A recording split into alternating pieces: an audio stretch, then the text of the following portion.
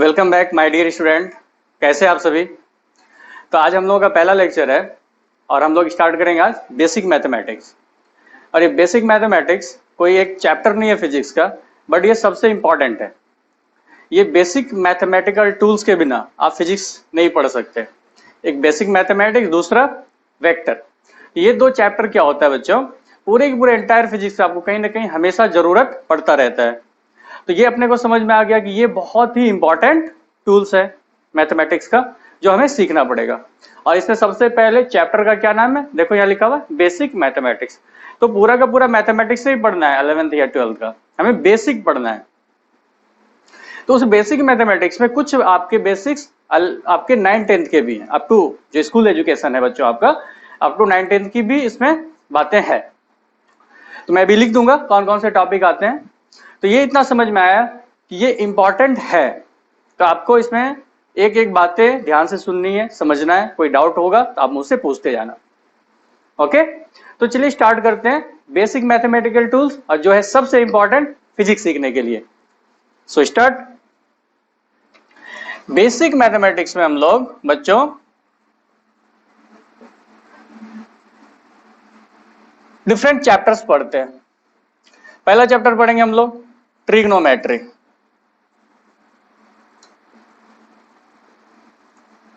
इसके बेसिक्स ही पढ़ना होता है हमें, यहाँ पे जो भी है सभी में बेसिक ही पढ़ना है।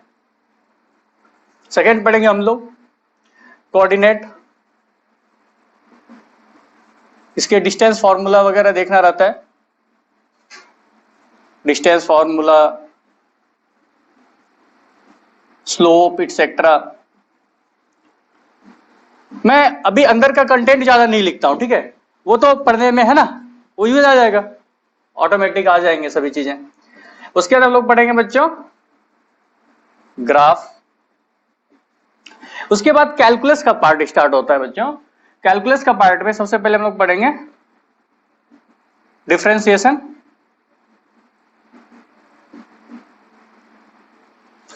ठीक है। डिफरेंशिएशन इसके बेसिक ही पढ़ने हैं, एंड यूजेज इन फिजिक्स। उसके बाद आएगा concept of maxima and minima.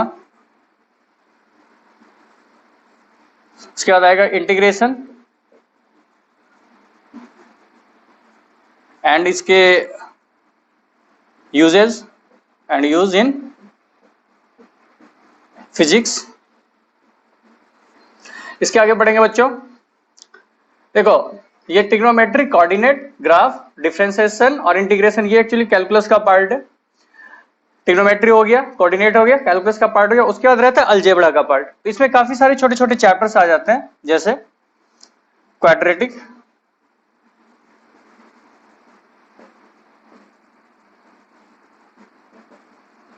Quadratic equation 8 आ जाता है, बाइनोमियल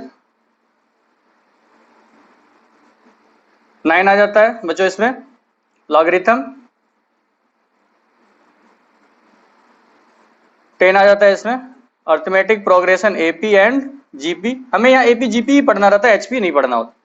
तो ये इतने रहते हैं, और कुछ छोटे मोटे आ जाएंगे तो वो मैं आपको बता दूंगा। जैसे ये कर सकते हैं हम लोग डिटर्मिनेंट।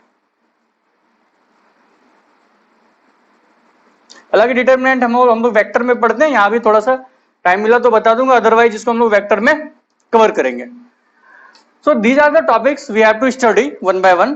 चाहे तो आप लिख के रख सकते हैं, लिखना हो तो पॉज करो और लिखो।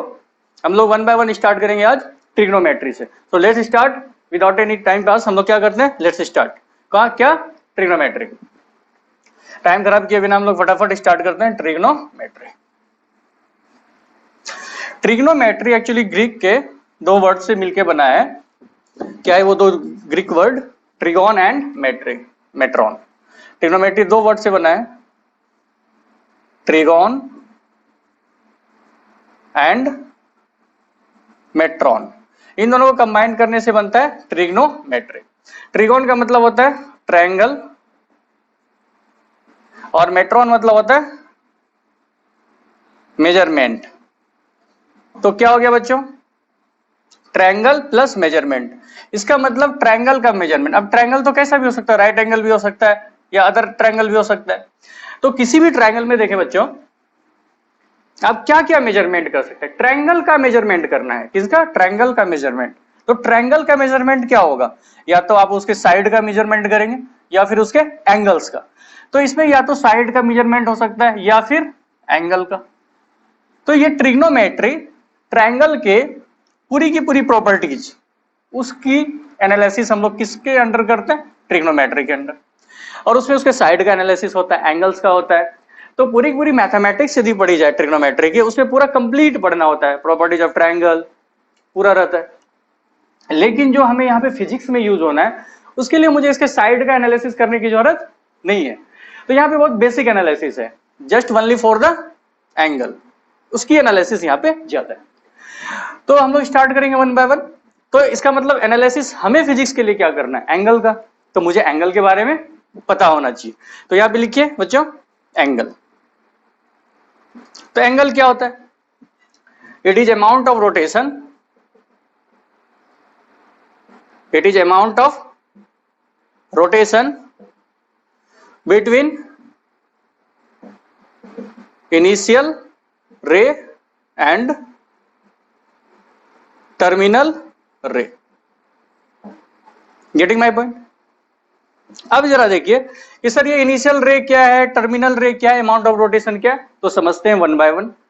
तो चलो यहाँ पे एक लाइन हमने ड्रॉ किया इनिशियली, एक रे। तो ये क्या है? इनिशियल रे। ये क्या हो गया बच्चों? इनिशियल रे। अब इसको हमने ऊपर की तरफ रोटेट कर दिया, इधर इसको इधर ऐसे रोटेट किया हमने, तो ये क्या आ गया? टर्मिनल रे। तो ये क्या आ गया अपना? टर्मिनल रे। और ये क्या था? इनिशियल रे। और इतना रोटेट किया हमने, यहां से इतना रोटेट किया, तो यही क्या है? Amount of rotation. Come rotate करता तो यहां रहता है, इसको कैसे रोटेट? यहां से यहां तक, ठीक है। और ज्यादा करता तो यहां तक, तो पूरा कितना हो जाता? 90। पूरा ऐसे कर देते तो 90। अब देखते हैं कि अमाउंट ऑफ रोटेशन, और इधर भी लगा सकते हैं हम लोग। बोले सर आपने ऊपर ही लिया, नीचे भी ले सकते, कोई दिक्कत नहीं। दिस इज द इनिशियल रे। इसको नीचे घुमाओ ऐसे, नीचे की तरह ऐसे तो ये क्या हो गया? अब टर्मिनल रे। दिस इज द टर्मिनल रे। अब ये एक ऊपर की तरफ रोटेशन ऐसा लगा, एक रोटेशन ऐसा लगा। तो इसको हम लोग ऐसा नहीं बोलते हैं बच्चों कि ऊपर की तरफ लगा, नीचे की तरफ लगा। इसका भी एक कॉन्सेप्ट है लिखने का। देखो हम लोग एक क्लॉक बनाते हैं, क्या करते हैं? एक क्लॉक बनाते हैं। तो क्लॉक कैसा है? ऐसे मान लो ये 12 3 ऐसे। अब ये देखो घड़ी कैसे चलती है बच्चों? क्या इसी डायरेक्शन में ऐसे चलती है? ऐसे घड़ी तो ऐसे ही चलती ना। तो दो डायरेक्शन हम लोग फिजिक्स में कंसिडर करेंगे, क्लॉकवाइज और एंटी क्लॉकवाइज। इस तरह से घूमी, ये इस तरह से डर। तो ये कैसा है? क्लॉकवाइज। ये कैसा है बच्चों? Clock wise. इसको क्या बोलते हैं हम लोग? क्लॉकवाइज। और इसको CW से डिनोट कर लेते हैं। दूसरा डायरेक्शन क्या इसका उल्टा होगा? ऐसा घड़ी ऐसे घूमती है ना, ये देख। तो ये कैसा डायरेक्शन हुआ? क्लॉकवाइज। इसका उल्टा ऐसे, इसको क्या बोलेंगे? Anti clockwise. क्या बोलेंगे? Anti clockwise. इसको क्या बोलेंगे? ACW। तो दो तरीके का रोटेशन हो सकता है, या तो क्लॉकवाइज या तो एंटी क्लॉकवाइज। अब यहां देखो ये वाला रोटेशन इधर, ये देख कैसा है? क्लॉकवाइज या एंटी क्लॉकवाइज? जरा ध्यान से, ये इस तरह से, इस तरह से। तो ये रोटेशन है बच्चों anti clockwise. Anti clockwise rotation है या नहीं है? और ये रोटेशन नीचे कैसा है? क्लॉकवाइज, ठीक है। तो ये एंटी क्लॉकवाइज रोटेशन क्या होता है? एंगल पॉजिटिव होता है। तो ये एंगल कैसा है? पॉजिटिव। और ये एंगल कैसा है? निगेटिव। तो वो ये मान लो थीटा। तो ये एंगल को हम लोग किसे डिनोट करते हैं? जनरली थीटा से डिनोट करते हैं। तो अब यहां पे देखिए थीटा पॉजिटिव होगा कब? यदि रोटेशन कैसा है?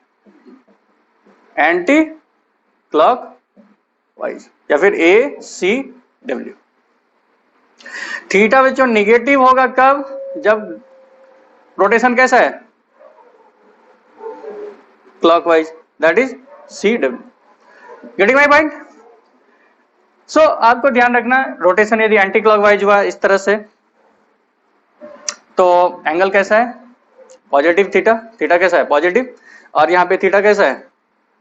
निगेटिव, ठीक है। पॉजिटिव एंगल और ये नेगेटिव एंगल, ये वाला एंगल नेगेटिव है। तो ये आपको बस ध्यान में रखना है। These are the very basics about the angle. अभी बस आपको इतना समझ में आया कि एंगल होता क्या है और अमाउंट ऑफ रोटेशन कैसे लेते हैं, और ये दो डायरेक्शन में हो सकता है बच्चों, एक एंटी क्लॉकवाइज दूसरा क्लॉकवाइज। और एंटी क्लॉकवाइज क्या लेंगे, पॉजिटिव, और क्लॉकवाइज कैसा लेंगे, नेगेटिव। तो यहां तक आने के बाद हम लोग आगे बढ़ते हैं। इसके लिए इसका मेजरमेंट, आपने एंगल पढ़ा लेकिन एंगल का मेजरमेंट भी तो देखना पड़ेगा, क्योंकि इसमें तो हमें मेजरमेंट ही करना है हर एक चीजों का। तो एंगल का मेजरमेंट 3 सिस्टम होते हैं। आपने इससे पहले सिर्फ डिग्री पढ़ते होंगे, तो डिग्री के अलावा भी होता है रेडियन और ग्रेड। तो 3 डिफरेंट सिस्टम में हम लोग इसका मेजरमेंट करते हैं। तो 1 बाय 1 लेट्स कवर। पहले पॉज करो, नोट करो। देखो ये आप आदत डाल लो, जैसे आपको नोट करना होगा तो आप पॉज करके नोट किया कीजिएगा, ठीक है? ओके, पॉज करो, नोट करो। अब देखते हैं measurement of angle. Measurement of angle, angle का मेजरमेंट हम लोग कैसे करेंगे? तो देखो एंगल का मेजरमेंट कैसे होगा। इसके 3 सिस्टम है, सेक्साजेसिमल सिस्टम, दूसरा होता है सर्कुलर सिस्टम, तीसरा होता है सेंटेसिमल सिस्टम।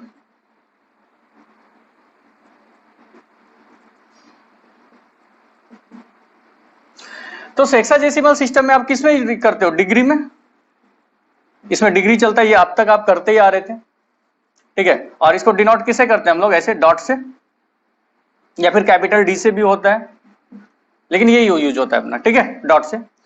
सर्कुलर सिस्टम में क्या होता है, रेडियन, और इसको डिनोट करते हैं हम लोग आर ए डी से, या फिर स्मॉल सी से भी डिनोट किया जाता है। सेक्साजेसिमल सिस्टम क्या होता है, ग्रेड, ठीक है, इसको हम लोग करते हैं स्मॉल जी से डिनोट, ठीक है? तो ये 3 सिस्टम आ गए हमें, sexagesimal system, circular system and centesimal system.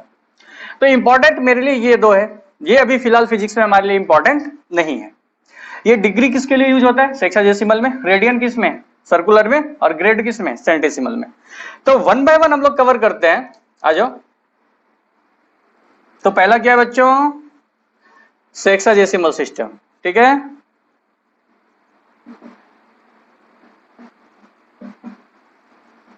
इसमें मेजरमेंट किसमें होगा,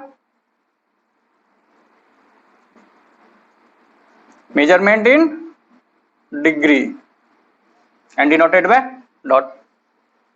अब यहां देखिए, अब आप पढ़ते होंगे कि जैसे मान लो क्वार्टर सर्कल लिया, यहां से लेके यहां तक, ये एंगल कितना होता है, ये होता है राइट एंगल। ये क्या होता है, आपने पढ़ा होगा, ये क्या होता है, राइट एंगल। और राइट एंगल कितना होता है, 90 डिग्री। राइट एंगल कितना होता है, 1 राइट एंगल इक्वल टू कितना होता है बच्चों, 90 डिग्री। तो हुआ क्या, लॉजिकली समझते हैं। राइट एंगल में हुआ क्या, आपने ही अपने सर्कुलर स्केल पे देखा होगा, यदि आप 0 से, ये 0 डिग्री होता है और ये क्या होता है 90 डिग्री, इसमें आप देखेंगे कि 90 इक्वल्स डिवीजन लगे होते हैं, ऐसे ऐसे छोटे छोटे लगे होते हैं, टोटल 90 इक्वल डिवीजन होते हैं। और ये एक छोटा डिवीजन कितना होता है, 1 डिग्री। और ऐसे ऐसे सब ऐड कर दे तो टोटल कितना हो जाता है बच्चों, 90 डिग्री। ये तो आसान है, ये तो आपने पहले ही पढ़ रखा है। तो होता क्या है कि एक राइट एंगल को हम लोग कितने इक्वल पार्ट में बांटते हैं, यहां पे इस सिस्टम में 1 right angle divided into 90 equal parts, 90 equal parts में बांटते हैं। तो यहां पे 1 राइट एंगल इक्वल टू कितना हो जाता है, 1 राइट एंगल इक्वल टू कितना, 90 डिग्री, ठीक है? और हर एक पार्ट कितना होगा, 1 डिग्री का होगा, हर एक पार्ट 1 डिग्री का होगा। चाहो तो यहाँ पे आप क्या करोगे, यदि उल्टा चलो 90 degree equal to 1 right angle, ऐसे, ठीक है? तो लिखने की कोई जरूरत नहीं। अब 1 डिग्री इक्वल टू क्या आ जाएगा, देखो 1 डिग्री इक्वल टू क्या आ जाएगा, होता है यहाँ पे 1 डिग्री इक्वल टू होता है आपका 60 मिनट। इसका मतलब 1 डिग्री को कितने इक्वल पार्ट्स में बांटे गए, 60 इक्वल पार्ट में। अब 1 मिनट इक्वल टू कितना हो जाता है, 60 सेकेंड। इसका मतलब 1 जो डॉट लगा हुआ है ना, इसका मतलब है मिनट, और डबल डॉट का क्या मतलब है? सेकेंड। तो एक राइट एंगल 90 डिग्री का होगा और एक डिग्री कितने का होगा? 60 मिनट का होगा, और एक मिनट कितने का होगा? 60 सेकेंड का होगा। तो ये जो है ना मिनट, ये मिनट और सेकेंड ये स्मॉल एंगल में यूज होता है। अब आप टाइम से इसको रिलेट नहीं कीजिए, कोई जरूरी नहीं है रिलेट करने का, क्योंकि जनरली आप मिनट और सेकंड किसके लिए यूज करते हैं बच्चे? आप टाइम के लिए यूज करते हैं, लेकिन आपको यहाँ पे टाइम के लिए यूज नहीं करना है, यहाँ पे मिनट और सेकंड एंगल के लिए यूज हुआ है। आपको ये चीजें थोड़ा सा समझना होगा। और कैसे समझना है? 1 डिग्री इक्वल टू कितना है? 60 मिनट, और 1 मिनट इक्वल टू कितना है? 60 सेकेंड। अब इसे समझो लॉजिकली, एक थोड़ा सा यहाँ बता दो। देखो, यदि मेरे पास, चलो बोले सर आपने 1 डिग्री इक्वल टू कितना? 60 मिनट। तो ऐसे बोला कि भाई सर 90 डिग्री इक्वल टू कितना होगा? 90 डिग्री इक्वल टू कितना हो जाएगा? 90 इंटू 60 मिनट, कितना मिनट हो जाएगा? Getting my point? तो जरा देखो, हालांकि इसकी चर्चा हम लोग नहीं कर रहे, मतलब ऐसे मैंने बताया आपको, चाहे तो आप ऐसे लिख सकते हैं। तो ये जो 60 मिनट है ना, ये मिनट और सेकेंड स्मॉलर एंगल के लिए है। कैसे? आपने एक राइट एंगल को 90 इक्वल पार्ट्स में बांटने के बाद हर एक पार्ट को क्या बोलते हो? 1 डिग्री। ऐसे 1 डिग्री, एक छोटा सा डिग्री, ऐसे ही होता है ना, यहां से लेके टोटल 90 पार्ट्स, और एक छोटा सा पार्ट कितना होता है बच्चों इसका? 1 डिग्री होता है। अब आपने क्या किया? 1 डिग्री को 60 इक्वल पार्ट्स में बांटा। 1 डिग्री को कितने इक्वल पार्ट्स में? 60 इक्वल पार्ट्स में। तो वो हर एक एक पार्ट क्या होगा? 1 सेकंड का होगा, 1 मिनट का होगा। देखो 1 डिग्री इक्वल टू कितना है? घबराओ मत, 60 मिनट। तो 1 मिनट इक्वल टू कितना आ जाएगा? 1 बाय, या ऐसे लिखो, 60 मिनट इक्वल टू कितना? 1 डिग्री। तो 1 मिनट इक्वल टू कितना आ जाएगा? 1 बाय 60 डिग्री। क्या ये छोटा है या नहीं है? स्मॉल है, वेरी स्मॉल, स्मॉल एंगल। तो 1 डिग्री स्मॉल एंगल है। देखो 1 डिग्री बहुत स्मॉल एंगल है, 1 बाय 60 डिग्री बहुत छोटा, 1 डिग्री भी नहीं। 1 डिग्री तो ये है, ये छोटा सा 1 डिग्री, ये बहुत छोटा सा 1 डिग्री। इसको आपने क्या किया? 60 इक्वल पार्ट में बांट दिया, बहुत छोटा छोटा छोटा छोटा। तो क्या 1 मिनट बहुत छोटा हो गया? बहुत छोटा एंगल है। इसीलिए ये अपना मिनट और सेकंड ये स्मॉल एंगल मेजरमेंट के लिए होता है। ठीक है, गेटिंग माय पॉइंट? तो ये minute and second is the measurement for the small angle. किसके लिए? स्मॉल एंगल मेजरमेंट के लिए यूज होता है। कभी कभी जरूरत पड़ सकती है हमें फिजिक्स में, इसलिए यहां पे लिख के रख लिया, घबराने की जरूरत नहीं है। आपको ये सारी चीजें थोड़ा थोड़ा याद रखना होगा। बस क्या याद रखना है बच्चों? 1 right angle equal to 90 degree, ये तो आप पहले से याद था। 1 डिग्री इक्वल टू कितना हो जाएगा? 60 मिनट। एक राइट एंगल को 90 इक्वल पार्ट्स में बांटा, यहाँ पे 1 डिग्री को कितने इक्वल पार्ट्स में बांटा? 60 इक्वल पार्ट में।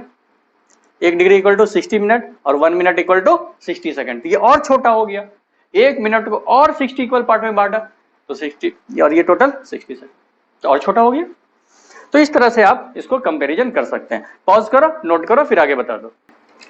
नेक्स्ट देखते हैं बच्चों, कौन सा है? Second, circular system. इसमें मेजरमेंट किस में होता है? Measurement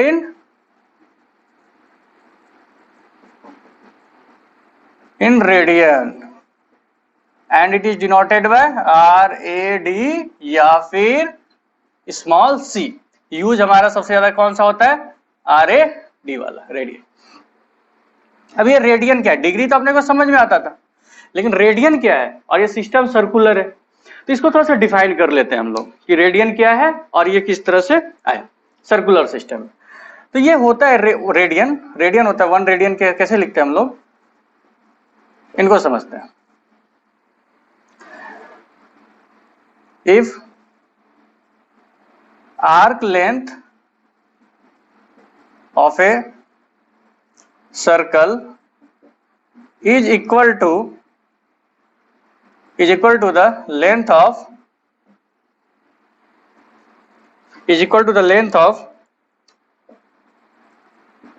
radius of circle, then angle subtended by that arc on the centre of circle is 1 radian. घबराओ मत, इतना लंबा चौड़ा लिख दिया सर, कुछ भी नहीं है, अभी समझाता हूं, फटाफट आ जाएगा समझ में। क्या है, यदि किसी सर्कल का आर्क का लेंथ किसके बराबर हो जाए, equal to their length of radius. तो पहले सर्कल देखते हैं और उसमें क्या करते हैं हम लोग, उसका आर्क का लेंथ किसके बराबर कर देते हैं, रेडियस के बराबर। एक सर्कल हमने बनाया, अब यहां से मान लो इसका रेडियस कितना है आर, और ये आर। अब यहां से यहां पे क्या हुआ, एक आर्क लेंथ, ये क्या है आर्क, ये तो रेडियस था, रेडियस का एक लेंथ आर, तो रेडियस तो इक्वल होते हैं, ये है इसका आर्क। अब यदि इस आर्क का लेंथ, इस आर्क का लेंथ यदि इफ आर्क लेंथ कितना हो जाए, इक्वल टू रेडियस, रेडियस का लेंथ, यदि आर्क लेंथ रेडियस लेंथ के बराबर हो जाए, इसका मतलब ये जो आर्क लेंथ है ना, इसको हम लोग स्मॉल एस से डिनोट करते हैं। यदि ये स्मॉल एस जो है इक्वल टू क्या हो जाए, arc r, small r, if small s equal to क्या हो जाए, स्मॉल आर, तो ये एंगल कितना हो जाएगा, 1 रेडियन। ये एंगल बड़ा है, देखो ध्यान से, है ना, ये कुछ तो आएगा 57.3 आता है, वो हम लोग देखेंगे, सब प्रूफ हो जाएगा, टेंशन मत लो। अब ये समझ में आया कि सर यदि ये आर्क का लेंथ किसके बराबर हो जाए, इसके रेडियस के बराबर, तो यहां पे जो एंगल सबटेंड होगा ना सेंटर पे, इस आर्क के द्वारा, इस आर्क के द्वारा जो ये एंगल सबटेंड हो रहा है सेंटर पे, वो एंगल कितना होगा, 1 रेडियन के बराबर होगा। ये तो इसके स्टेटमेंट से आ गया। अब यदि मुझे इसको पूरा प्रॉपर वे में प्रूफ देखना है, तो जरा देखो ध्यान से होता कैसे। यहां पे हमने क्या लिखा, एक सर्कल बनाया, ठीक है, पहले इसमें कुछ बातें अपने को समझना होगा, पेरीमीटर वगैरह के बारे में। ये कंप्लीट सर्कल है या नहीं है, देखो बच्चों, ये कंप्लीट सर्कल, तो ये एंगल कितना हो गया, 360 डिग्री। अच्छा ये देखो पेरीमीटर क्या होता है, पेरीमीटर ऑफ सर्कल क्या होता है, 2 पाई आर, ये रेडियस लेंथ आर है। पेरीमीटर होता है कि इस पूरे सर्कल का लेंथ, आप यहां से चलना शुरू किए इस तरह से, और इस लेंथ को पूरा का पूरा आपने कवर किया इस तरह से ट्रेवल करके, ये पूरा का पूरा लेंथ क्या होगा, length of the boundary of circle is the perimeter of circle. इसका फॉर्मूला कितना क्या होता है बच्चों, 2 पाई आर, ये लेंथ ही है एक तरह से। अब पेरीमीटर ऑफ सेमी सर्कल मतलब आधा सर्कल, सर्कल कितना लेते हैं हम लोग, हाफ ले लो, मान लो ये सर्कल पूरा कंप्लीट नहीं लेके हम लोग क्या ले लेते हैं, हाफ, मान लो आधी सर्कल ले लिया, आधा इधर से हटा दिया। तो अब यहां पे ये रेडियस तो कितना है आर, अब ये एंगल कितना है बताना, 180 डिग्री, ओके। अब ये 180 डिग्री, ये तो पता है ना आपको, ऐसे रहते हैं हम लोग, है ना, ये 0 डिग्री, ये 90 डिग्री, ये 180 डिग्री, ये 270, एंड फिर इस तरह से आ जाए तो ये फिर से 360। तो 0 से चले, इतना गए 90, ये 180, 270, 360, गुड। अब इसका पेरीमीटर निकालो, पेरीमीटर ऑफ सेमी सर्कल, या फिर हाफ भी बोलते, एक बार बोलो हाफ सर्कल, क्या आ जाएगा, कंप्लीट था तो 2 पाई आर, और इसका आधा हो गया, ये पूरा था, अब इसका आधा ले लेंगे तो क्या आ जाएगा इसका perimeter, pi into r, 2 pi r divided by क्या हो जाएगा 2, ऐसा 2 पाई आर डिवाइडेड बाय 2 कितना आ जाएगा, पाई आर। Getting my point. अब जरा देखो, एक फॉर्मूला होता है इसमें यूज होता है, थीटा इक्वल टू क्या होता है, आर्क अपॉन रेडियस, या फिर आर्क लेंथ क्या होता है, s denoted divided by r, theta equal to arc upon radius. ये फॉर्मूला तब अप्लीकेबल है जब ये थीटा किस में होता है, इन रेडियन। ये थीटा किस में होता है, रेडियन। देखो ये सारे फॉर्मूलेज कहां से आ रहे हैं, ये सब मैथमेटिकल का पार्ट है, हमें फिजिक्स में बस उसका एप्लीकेशन पार्ट देखना है। तो थीटा इन रेडियन। अब चलो देखते हैं, चलो अब हम लोग क्या करते हैं, हाफ सर्कल के लिए लेते हैं, या फिर सेमी सर्कल के लिए, किसके लिए, सेमी सर्कल के लिए। सेमी सर्कल यदि हम लोग लें इस तरह से, ये टोटल आर्क लेंथ कितना हो जाएगा, इसका आर्क कितना होगा, पाई आर, आर्क लेंथ कितना हो गया पाई आर, और ये एंगल कितना है 180 डिग्री।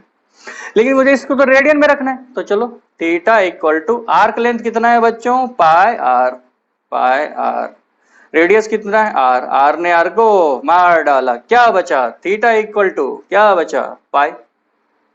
ये तो गजब हो गया, थीटा इक्वल टू कितना आया, पाई। क्या वही ये वही पाई है 3.14, एग्जैक्टली वही पाई है, 22/7 3.14 वही है।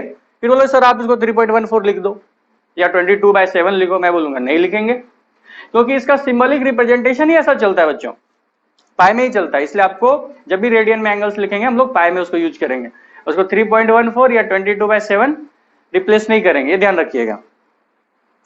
तो थीटा इक्वल टू क्या आ गया, पाई। लेकिन ये एंगल था कितना, लॉजिकली डिग्री में ये एंगल कितना था, डिग्री में हाफ सर्कल यूज किया हमने, हाफ सर्कल डिग्री में कितना था 180, तो इसका मतलब ये कितना आया 180 डिग्री।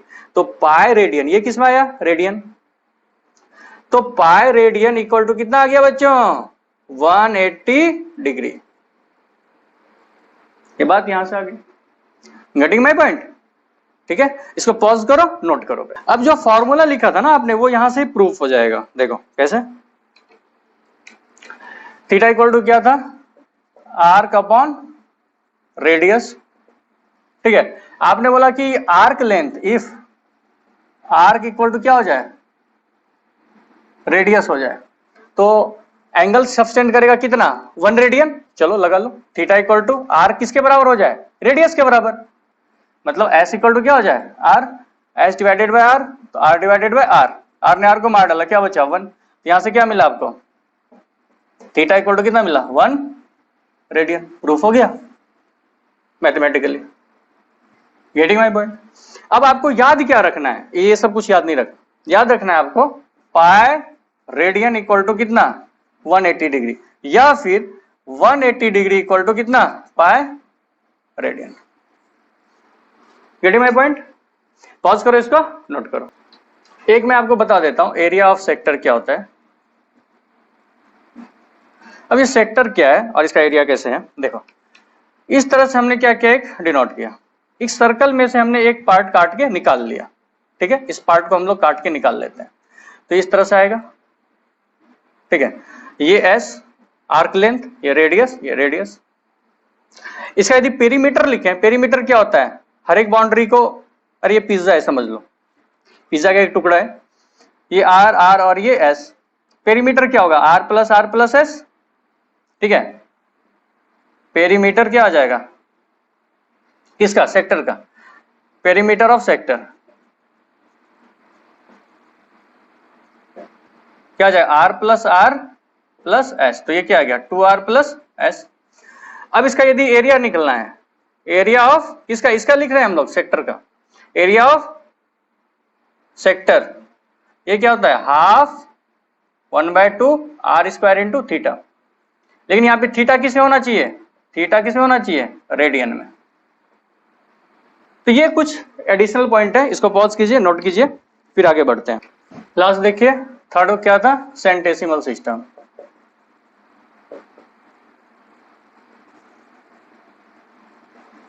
सेंटेसिमल सिस्टम ये सबसे कम यूज होता है, बट फिर भी इसको देख लेते हैं हम लोग।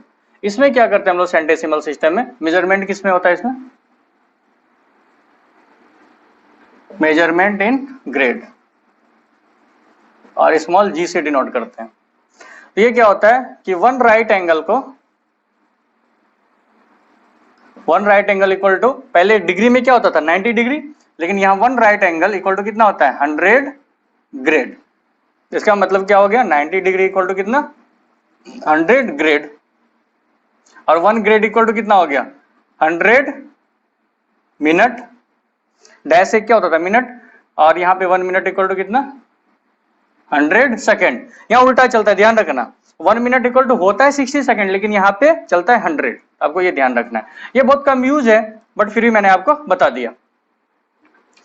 तो क्या होता है 90 डिग्री को, मतलब राइट एंगल को कितने इक्वल पार्ट में बांटा गया 100 इक्वल पार्ट में, ठीक है। और हम लोग डिग्री में क्या करते थे, एक राइट एंगल को कितने पार्ट में बांटा था बच्चों 90 इक्वल पार्ट में, और यहाँ पे क्या करते हैं एक राइट एंगल को कितने इक्वल पार्ट में बांटते हैं 100, तो वो क्या होता है ग्रेड। और 1 ग्रेड इक्वल टू कितना 100 मिनट, और 1 मिनट इक्वल टू 100 सेकेंड, ये किस में आता है सेंटेसिमल सिस्टम में। देखिए डिग्री, ग्रेड और रेडियन में एक रिलेशन भी आता है जो मैं अभी नहीं बताऊंगा आपको। तो अपने लिए क्या इंपॉर्टेंट था, पहला डिग्री, दूसरा रेडियन। इसका मतलब डिग्री से रेडियन और रेडियन से डिग्री का कन्वर्जन अपने को आना चाहिए, क्योंकि ये सबसे ज्यादा यूज होगा, ग्रेड यूज नहीं होगा, डिग्री और रेडियन। तो स्टार्ट करते हैं हम लोग कन्वर्जन, डिग्री से रेडियन में और रेडियन से grade. Degree to radian, degree से रेडियन का कन्वर्जन देखते हैं। अभी अभी आपने देखा कि सर 180 डिग्री इक्वल टू क्या था, 180 डिग्री इक्वल टू कितना था, पाई रेडियन। ये तो आया था, इसी को लेके आगे बढ़ेंगे। यदि 1 डिग्री लिया तो 1 डिग्री इक्वल टू क्या हो जाएगा, पाई अपॉन 180 रेडियन। और यदि x डिग्री लिया, जिसको मुझे निकालना है, x डिग्री लिया तो क्या आ जाएगा, पाई x इंटू पाई अपॉन 180, ये आ जाएगा रेडियन। तो क्या समझ में आया, यदि मुझे डिग्री से किस में जाना है, रेडियन में, तो मुझे पाई बाय 180 से क्या करना पड़ेगा, मल्टीप्लाई। तो डिग्री से रेडियन में जाने पे क्या करना पड़ेगा मुझे, multiply by pi upon 180। Pi upon 180 से मल्टीप्लाई करेंगे तो मुझे डिजायर्ड रिजल्ट मिल जाएगा। तो देखिए कैसे करते हैं हम लोग, बहुत आसान है। जैसे मान के चलो मुझे 90 डिग्री का लिखना है ना, 1 बाय 1 देखते हैं, बेसिक से लेते हैं एग्जांपल। 90 डिग्री इक्वल टू क्या आ जाएगा बच्चों, तो ये देखो x मेरा क्या है, अब यहाँ पे 90 है, x मेरा क्या है 90 इंटू पाई अपॉन 180।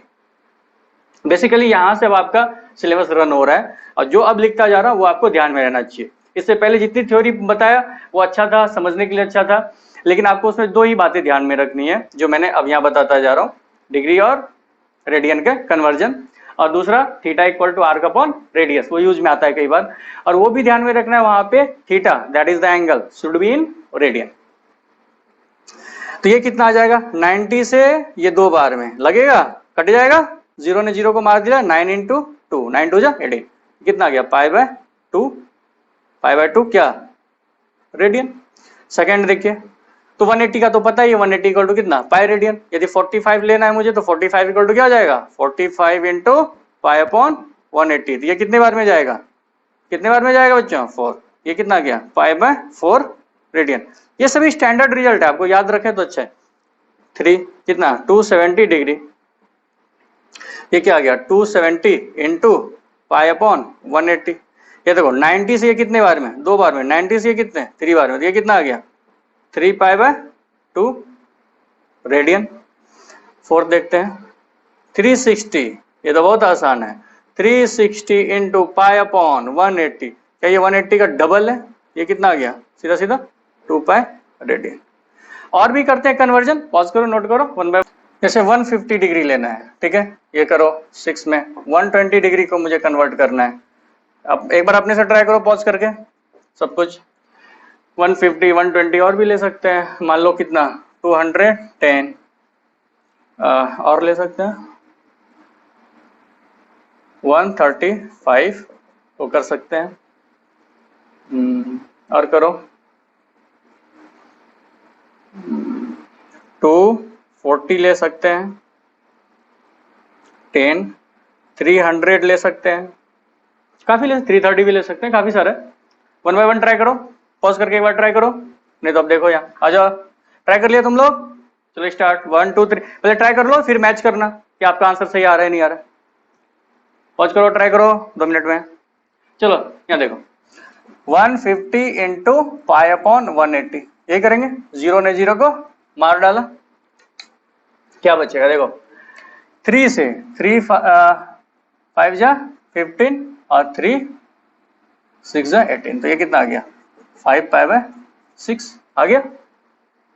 अब यहाँ देखो 120 इंटू पाई अपॉन 180, ये आएगा, यहाँ पे कट करेंगे, 0 ने 0 को मार डाला, देखो 3 से 4, 3 से और 6 से कर दो, 6 से 2, 6 से 3, तो ये कितना आ गया 2 पाई बाय 3। मैच करते चलना तुम लोग आंसर, ठीक है। 210 इंटू पाई अपॉन 180, 0 ने 0 को मार दिया। अब देखो यहाँ पे 3 से 6 और 3 से 7, तो 7 पाई बाय 6। ओके, और 135 इंटू पाई अपॉन 180, तो ये कितना आ गया 45 का कितना था पाई बाय 4,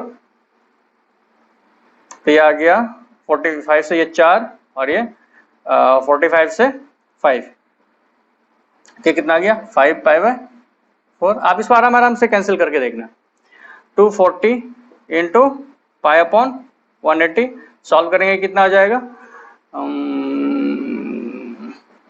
ये आ गया 0, 4 पाई बाय 3, ये 300 इंटू पाई अपॉन 180, ये कट गया,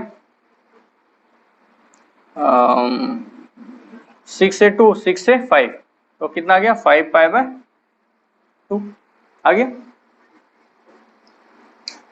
और भी कर सकते हैं, देखो एक और करो,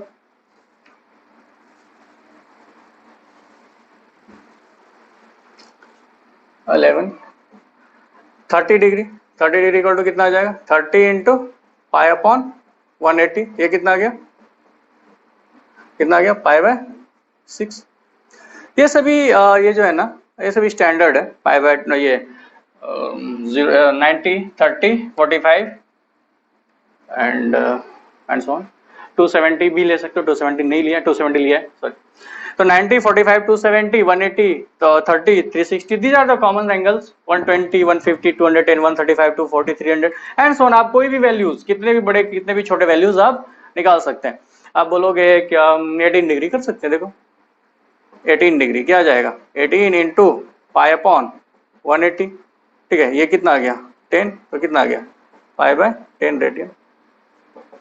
तो निकाल सकते हैं कुछ भी, कोई भी वैल्यूज है, you can calculate it very easily. आपको करना क्या है, पाई अपॉन 180 से मल्टीप्लाई तो करना है, तो पॉज करो, नोट करो जल्दी, जितना भी दिया यहाँ आपको खुद से प्रैक्टिस करनी है 1 बाय 1।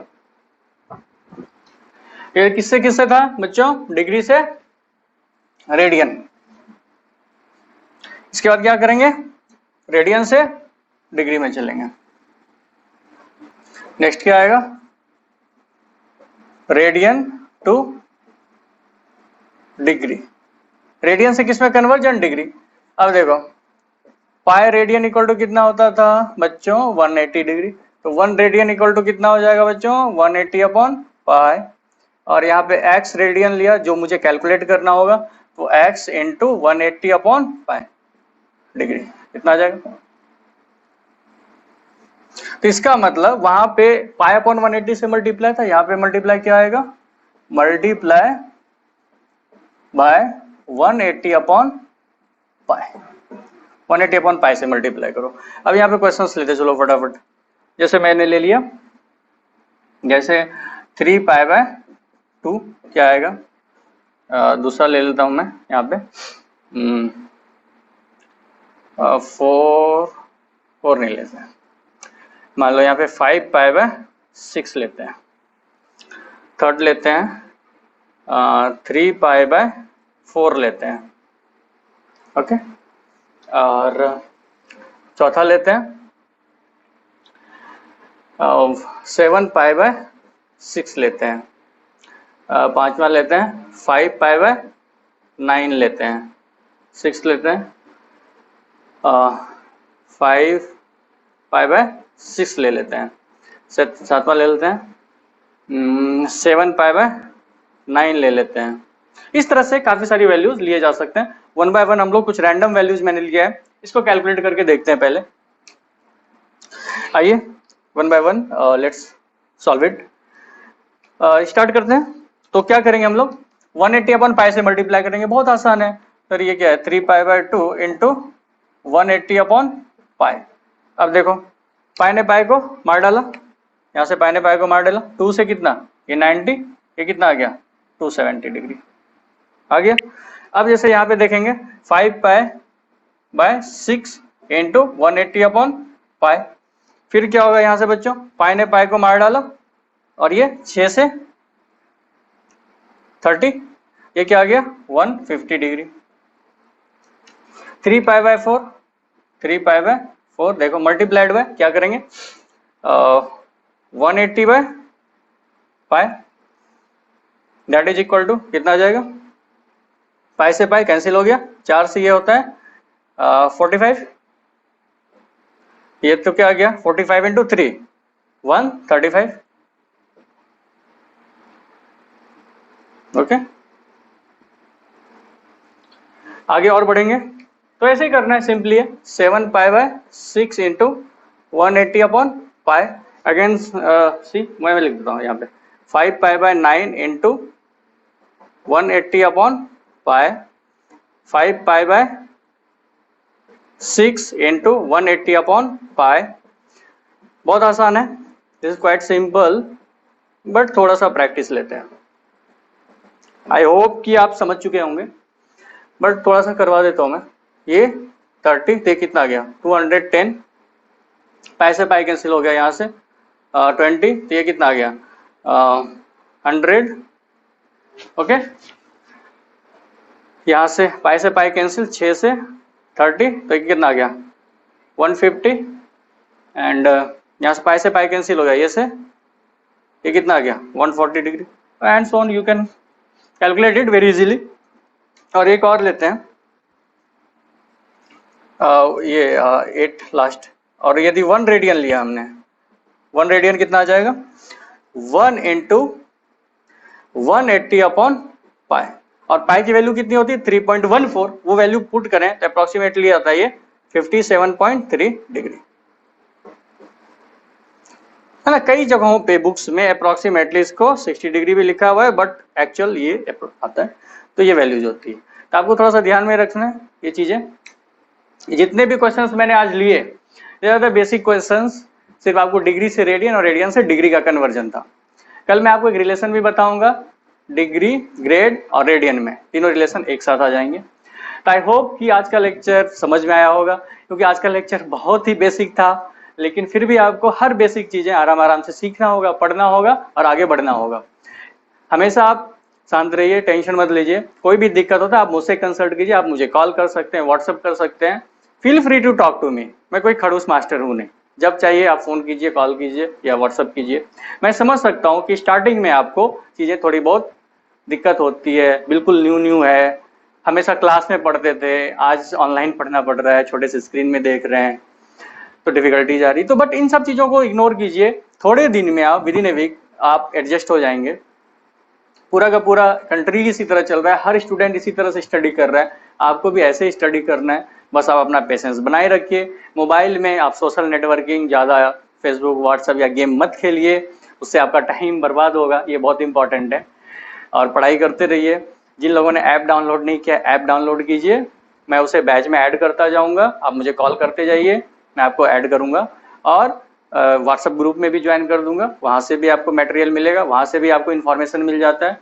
और जब बैच में ऐड होंगे तो वीडियो सेक्शन में आपको 1 बाय 1 हर एक चैप्टर के लेक्चर्स आते रहेंगे, वहाँ आप देखते जाइए। और होमवर्क जब डिसाइड होगा, जब दिया जाएगा, वो करते जाइए। बेसिक मैथमेटिक्स का मॉड्यूल जो है अपना, वो व्हाट्सएप ग्रुप पे दे दिया गया है, ऐप पे भी दे दिया जाएगा, आप वहाँ से एक्सेस कीजिए। और धीरे धीरे मैं आपको होमवर्क देता जाऊँगा, वो भी बनाते जाइए। आज जो मैंने बेसिक बातें आपको पढ़ाया जो भी, वो भी, उसके भी थ्योरी और कुछ शॉर्ट एग्जांपल्स आपके मॉड्यूल में, वहाँ से सॉल्व कीजिए। शॉर्ट एग्जांपल्स को आप पहले मत देखिए, पहले खुद से सॉल्व कीजिए, फिर आगे देखिए। कोई दिक्कत होता है तो आप मुझसे कंसल्ट कीजिए, और धीरे धीरे एक्सरसाइज पे भी बढ़ेंगे। तो ये प्रोग्रेसिव होगा, 1 बाय 1 होगा, ठीक है। इस बार तो अर्ली स्टार्ट ही हुआ, एक तरह समझो तो एक पहले ही स्टार्ट है। जनरली जून में होता था, आपके रिजल्ट आते थे 10th के, उसका जून में बैचेज स्टार्ट होते थे। इस बार हमने मई में ही स्टार्ट किया है बैच, तो जल्दी स्टार्ट है हम लोगों का, और आराम से पढ़ते जाएंगे और हर चीज़ें अच्छे से सीखते जाएंगे, ठीक। आने वाले समय में हो सकता है कि ज़्यादा टफ पेपर नहीं हो, तो ये अच्छी बात है। इसलिए आपको बस पढ़ते जाना है, रिजल्ट को श्योर करना है और आगे निकलना है। सिर्फ कॉम्पिटिटिव एग्जाम ही नहीं, बोर्ड को भी अच्छा करते चलेंगे हम लोग। सो पढ़ाई करते रहिए, ऑल द बेस्ट।